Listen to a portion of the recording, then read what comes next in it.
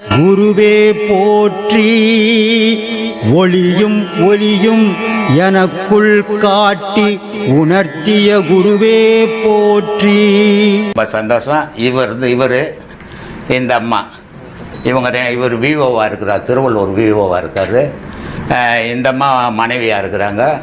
இவங்க 2 பேர் தான் எனக்கு அடுத்தபடியாக ஆசிரமத்தை மெயின்டைன் பண்ண போகிற குருமார்கள். லேடிஸுக்கெல்லாம் அந்தம்மா உபதேசம் கொடுக்குறாங்க, ஜென்ஸுக்கெல்லாம் இவர் உபதேசம் கொடுக்குறாரு. ராமகிருஷ்ண பரமஹம்சர் ரொம்ப அழகான கதை சொல்கிறாரு வெளி விஷயத்துக்கு.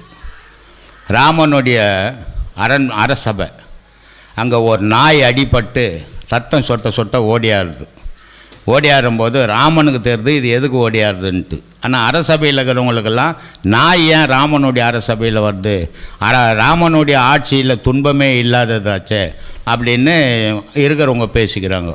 அப்போ நாய் உள்ளே வந்துடுச்சு. என்னப்பா ஏன் வந்தீங்க, இது மாதிரி என்ன ரோட்டில் ஒரு பெரியவர் அடிச்சிட்டாரு, அவருக்கு தண்டனை கொடுக்கணும் அப்படின்னு நாய் சொல்லுது. ராமர் சொல்கிறாரு, உடனே யார் அடித்தது போய் பார்த்துட்டுன்னு வாங்கப்பான்னு போனால் ஒரு பெரியவர் தடி வச்சு நின்றுக்கிறார். என்னப்பா நாய் அடித்தேன்? ஆமாம் அடித்தேன். ஏன்பா அடித்தேன்? என்ன கடிக்க வந்தது அதனால் அடித்தேன். சரி வா அப்படின்ட்டு இட்டுன்னு வந்துட்டாங்க. இப்போ இவர் வயசானவர், அடிப்பட்டது நாய், எப்படி தண்டனை கொடுக்குறது? அப்போ சொல்கிறாங்க, அடிப்பட்ட நாய்கிட்டே தண்டனை கொடுக்க சொல்லிடுறாங்க. இது மாதிரி நீயே பார்த்து ஒரு தண்டனையை கொடுத்துடு, நாங்கள் கொடுக்க முடியாது. இவரை ஒரு கோயில் தர்மகர்த்தாவாக்கிடுங்க அப்படின்னு நாய் சொல்லுது. அப்போ எல்லோரும் ஆச்சரியமாகி போகுது. என்ன நாய் தண்டனை கொடுக்கணும்னு பார்த்தாக்கா பொறுப்பை கொடுக்குது, பதவியை கொடுக்குது அப்படின்ட்டு நாயை கேட்குறாங்க. ஏன்பா இது மாதிரி தண்டனை கொடுக்கணும்னு எங்களாண்ட சொன்னேன், இப்போ பொறுப்பை கொடுத்துருக்குற நீன்னா, நான் போன பிரிவில் கோயில் தர்மகர்த்தா திருடி துண்டுட்டு இன்றைக்கி ரோடெல்லாம் உதப்படுறேன், இவரும் நாளைக்கு என் நிலைக்கு வரணும்னா இவரும் அந்த பொறுப்பு கொடுத்தா தான் அதை செய்வார் அப்படின்னு சொல்கிறாரு. அதை ராமகிருஷ்ணர் எழுதியிருக்கிறார். அப்படின்னு ஒரு பழமொழியை வச்சுக்கிட்டு அப்படியே பயந்துக்கிட்டு இருப்பாங்க. இதுக்கெல்லாம் என்ன காரணம் அப்படின்னா, அதுக்கு நம்ம தவத்திரு கிருபானந்த வாரியார் ஒரு வார்த்தையை சொன்னார். என்னன்னா, சிவன் கோயிலில் பெருமாள் இருக்கிறார், பெருமாள் கோயிலில் சிவன் இல்லை. இதுக்கு என்ன ஐயா காரணம்னா, அண்டாக்குள்ள குண்டா போவோம், குண்டாக்குள்ள அண்டா போவோம். அது பண்ணிட்ட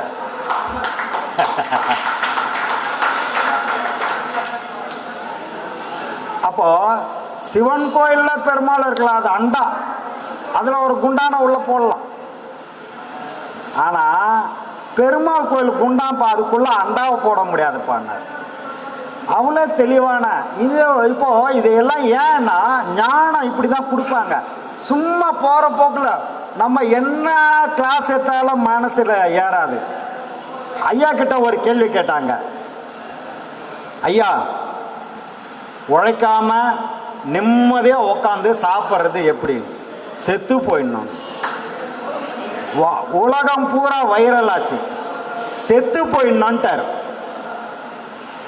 இன்னைக்கு அப்படிதான் உட்காந்து சாப்பிட்றதுக்கு யோசிச்சு பல விவகாரங்களை இங்கே பண்ணிக்கிட்டு இருக்கிறாங்க. உழைக்காம உட்காந்து சாப்பிட்ணுன்னு அவங்களெல்லாம் ஐயா என்ன சொன்னார்னா, செத்து போன்ட்டார். எங்கே சுற்றி அங்கே நின்ட்டான்ல, மாற்றிக்கவே முடியலப்பா. எனக்கே மனசு இப்படி கெட்டு போயிருக்குது. இதில் தலையிட்டிங்கன்னா உங்களுக்கு எவ்வளோ கெட்டு போயிடும் யோசிங்க, மாட்டிக்காதீங்க. அதுக்கு தான் சுற்றி நாங்கள் உங்களுக்கு ஞாபகப்படுத்தினே இருக்கிறேன். ஏன்னா நானே அவ்வளோ மறுபடியும் அங்கே நிற்கிறேன்ப்பா, செக்கு மாடு மாதிரி வந்து அங்கே நிற்கிறேன்ல. இல்லையா, அதுக்கு தான் உங்களை அங்கேயே நிற்க வச்சுக்கிறாரு. அதனால் நீங்கள் இதுக்குள்ளே தலையிட்டு என்ன மாதிரி ஆகிடாதீங்க.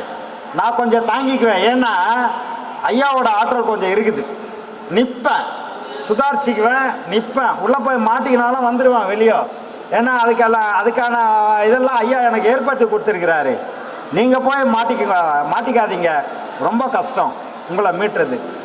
அதனால் அந்த சப்ஜெக்ட் நான் இப்போ மறுபடியும் வெளியே வந்துடுவேன். நான் உள்ளே வருவேன், வெளியே வந்துடுவேன். நீங்கள் உள்ளே வந்துட்டீங்கன்னா வெளியே போக முடியாது. கருவறைக்குள்ளே இறைவன் கல்லா இருக்கார், கல்லா உருவாக்கி வச்சிருக்காங்க. எல்லாம் உருவாக்க இந்த கடவுளையே நாம தான்ப்பா உருவாக்கணும். கருவறையில் இருக்கிற கல் உருவாக்குறது கிடையாது, கடவுளையே நாம தான் உருவாக்கி இருக்கிறோம். கோயிலை நாம தான் கட்டணும், கோயிலுக்குள்ள இருக்க சிலையை நாம தான் வச்சோம். எந்த சாமியும் கோயில் கட்டிக்கல. சொல்லு. இல்லை, அது பேசிக்காக இந்த பூமி கான்செப்டை வச்சு தான் வச்சுருப்பாங்கன்னு தோணுது. பூமி தான் எல்லாமே தருது நம்மளுக்கு, காய்கறி பழம் எல்லாமே உணவுப் பொருள். பூமி தான் எல்லாம் தருதுன்னா அப்புறம் வானம் எதுக்கு? இல்லை, நம்ம கண்ணுக்கு தெரிஞ்சுது, இது வானம் போயினே இருக்குங்களே, இங்கே பார்த்தா வானம் இன்னொரு இடத்துக்கு பார்த்தாலும் இருக்குதா இல்லையா? இருக்குது, மேகம் இருக்குது, அதுக்கப்புறம் அங்கே போய் பார்த்தா அதெல்லாம் இல்லை, எல்லாமே முக்கியமானது தான். அதில் இருக்க கோள்கள் அதை விட முக்கியம், சூரியன் சந்திரன் அதை விட முக்கியம். எல்லாம் ஒன்றோட ஒன்று இணைப்பு, எல்லாம் முக்கியம்தான். பூமி தான்றது கிடையாது. என்னன்னா கான்செப்ட் என்ன, ஏன் அதை வச்சிருக்கிறாங்க அப்படின்னா, இப்போ நான் அதை ஏற்கனவே கூட நான் சொல்லியிருப்பேன். கடவுள் எப்படி இருக்காருன்னா, அருவமா கண்ணுக்கு தெரியாத இந்த சாதாரண நம்ம எங்கெல்லாம் வெட்ட வெளியா இருக்கோ அங்கே தான் கடவுள் இருக்காரு, அதுதான் கடவுள்னு சொல்கிறாங்க.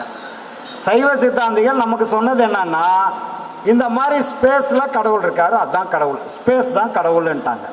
அப்போது ஸ்பேஸை வச்சு எப்பா இதுதான்ப்பா கடவுளை கும்பிடுங்கன்னா, ஒன்றுமே இல்லாத இடத்த எப்படி கும்பிடுவான்?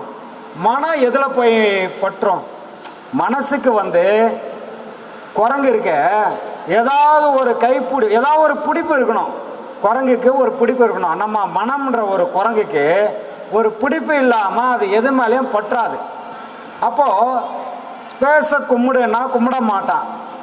அப்போ சைவ சித்தாந்திகள் என்ன பண்ணாங்க, ஒரு அருவுருவமாக ஒரு லிங்கத்தை ஏற்பாடு பண்ணி இதுதான்ப்பா கடவுள் அப்படின்னாங்க. ஒன்றுமே இல்லை, ஸ்பேஸை கும்பிடுன்னா கும்பிடாமல் போயிடுறான். சரி, அவன் கும்பிட வைக்கிறதுக்கு என்ன வழின்னு அருவுருவமாக ஒரு லிங்கத்தை கொடுத்தாங்க. அப்போ லிங்கத்தை பார்த்த உடனே ஒரு சிலர் என்ன பண்ணுறான், சரி ஒரு பொருள் இருக்கு, மனசை அது மேலே ஊன்றி இறைவா அப்படின்னு வழிபாடு நடத்துகிறான். அப்போது ஒரு சிலர் என்ன பண்ணுறாங்க, எப்பா கண்ணு இல்லை, கை இல்லை, காது இல்லை, மூக்கு இல்லை, இத்த போய் என்னத்தப்பா கும்பிட்டு கிடக்குறது அப்படின்னு அதுலேருந்து விலகி போகிறான் சில பேர். ஏண்டாப்பா இவை கும்பல்யாடானா, அது என்ன ஒன்றுமே இல்லையா, அதை போய் எப்படி கும்பிட்றதுன்னா? அப்போ இவனுக்கு உருவம் தேவைப்படுது. அப்போ என்ன சொல்லணும்னா, மறுபடியும் சிவபெருமான் நம்மளை மாதிரி ஒரு ஆளை உருவாக்கி ஒரு பிறையை கொடுத்து மேலே ஒரு கங்கையை வச்சு, ஜடையை வச்சு, முடியை வச்சு, ஒரு பக்கம் பார்வதியை வச்சு, ஒரு பக்கம் சிவம், ஒரு பக்கம் பார்வதி, அர்த்தநாரீஸ்வரராக ஒரு கோலத்தை போட்டு ஒரு சிலையை உருவாக்கி கொண்டாந்து வச்சு சிவசக்தி இவங்க தான் அப்படின்னு காமிச்சதுக்கப்புறம், ஓ இவங்க தான் சிவசக்தியா, இதுதான் சிவமா, சரி கும்பிட்றான்னு அதுக்கப்புறம் கும்பிட ஆரம்பித்தான். இப்படி தான் அதை உருவகப்படுத்தி கொண்டு வந்தாங்க. ஏன்னா ஒவ்வொருத்தரும் ஒவ்வொரு மாதிரி சிந்திக்கிறாங்க. அவங்க சிந்தனை இது கற்பனைக்கு எட்டாத பெருஞ்சுடர், கற்பனையே பண்ண முடியாத பெருஞ்சுடர். ஆனால் ஒரு அந்த இதுக்குள்ள அடக்கி ஆகணும். சித்ரா பௌர்ணமி மே 1, மே 31 ஒரு பௌர்ணமி வருது. அதையும் நம்ம செய்ய போகிறோம், நல்லா கிராண்டாக இதே மாதிரியே பண்ணிடுவோம். இதுக்கு இடையில ஐயாது குரு பூஜை மே 17 கிராண்டாக பண்ண வேண்டிய சூழ்நிலை. இதை ஏன் சொல்கிறேன், அழுத்தி சொல்கிறேன், உங்களுக்கே புரிஞ்சிருக்கோம். ஏதாவது செய்யணும்னா, விருப்பம் இருந்து ஏதாவது செய்யணும்னா, நம்ம ஆக்சிஸ் பேங்க் அக்கௌண்ட் இருக்கு, இங்க QR கோடு இருக்கு, அதுல உங்களால முடிஞ்சதை நீங்க செய்யலாம். அன்பே சிவம் மனமே குரு என்றுணர்த்திய குருவே போற்றி. சத்தும் சித்தும் எதுவென்று உணர்த்திய குருவே போற்றி. எனக்குள் இறைவனை உணர வைத்த குருவே போற்றி. நித்திய ஆனந்தமான நித்யானந்த குருவே போற்றி. குரு பிரம்மஸ்ரீ நித்யானந்தரே போற்றி போற்றி. ஆகாமியத்தை உணர வைத்த குருவே போற்றி. இன்ப துன்பம் நாட்டம் எதுவென்று உணர்த்திய குருவே போற்றி. ஈசனை